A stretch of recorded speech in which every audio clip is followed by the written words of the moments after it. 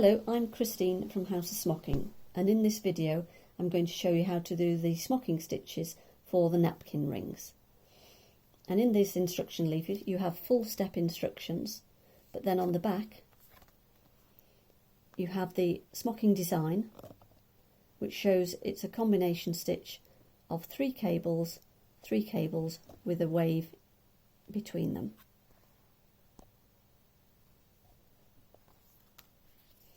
In the kit we have DMC thread, pre-pleated fabric and a crewel needle. And the crewel needle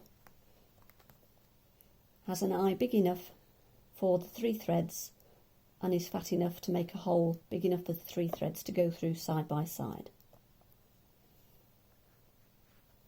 To use the thread, we pull from the long label, and that pulls it from the grain, and we use 3.5 times the width of your fabric. So I've already cut 3.5 times the width, and I've stripped 3 threads out so far. But then I want to strip these threads again separately to take the twist out of the thread. 1, 2, 3. And then we put the 3 threads back together again, smoothing the threads down before threading the needle with the end that we pulled from the thread. So I've got a needle already threaded up, and then we've got a knot on the end. So to start our smocking, we don't smock on the top row or the bottom row, those are holding rows. So if we turn the work over,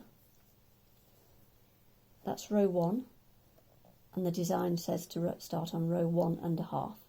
So we tie off on the first pleat. So I put my needle through the top of the pleat and then through again. But then I put my needle through the loop to make a good tie. And then turn the work over, and we're going to start coming out on the left hand side of the first pleat, just less than halfway between that pleat of thread and that one. So we're starting with a down cable, so our thread is down, and we pick up the next pleat just less than halfway along, and then another pleat, and then our third pleat for our third cable.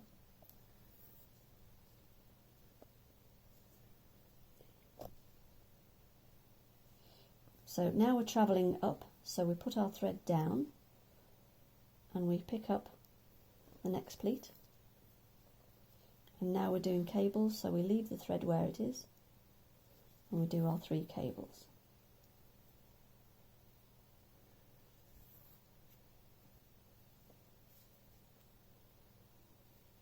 And we're just picking up the top edge of the pleat, so the top third we're looking for, from the top third of where the pleat, the fold is there, to what we call the valley here, and we're just picking up the top third. If you pick up too much pleat, then it won't stretch as much. So we're still just doing 3 cables at the top and 3 cables at the bottom with a wave in between.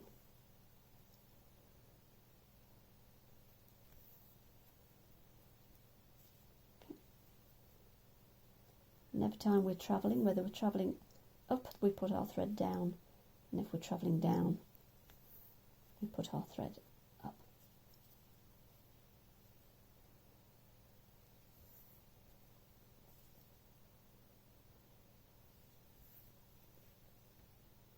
And you can see the pattern forming here with 3 cables, a wave and 3 cables alternately. And then you carry on to the end of the row until you get to the very last pleat. And to finish off, when you get to the end, you put your needle down and behind the last stitch, and it's where the thread is actually coming from. you would put your needle in and down behind and pull through so that you can't see where you finished off. And then you would tie off on the top of the pleat at the end, the same as we did when we started. Right, now we've done the first row, we're going to do the second row, which is a mirror image of the first row. So we've tied off on the back next to the first knot, and then we're going to come through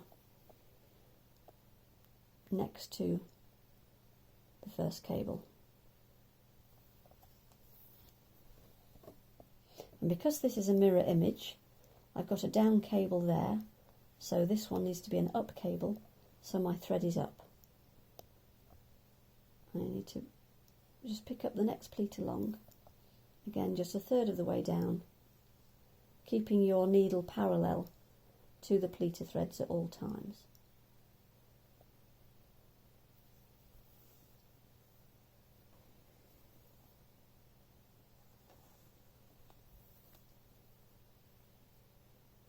And then we're going to wave down, so we put our thread up,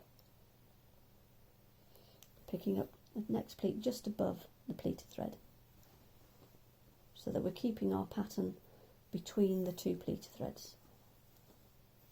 So we're doing our 3 cables.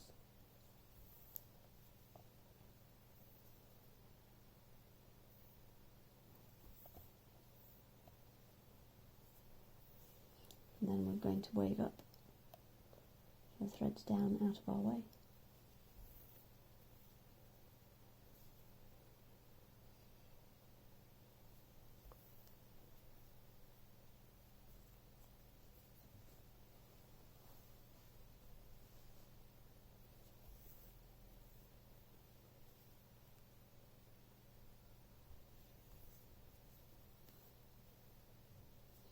And there you can see the pattern forming with the mirror image of the second row.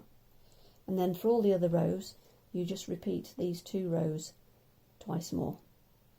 And then when you've finished, this is what it looks like to finish. But to make it up, you fold the smocking in half. Try and match your threads on the inside before you pin it.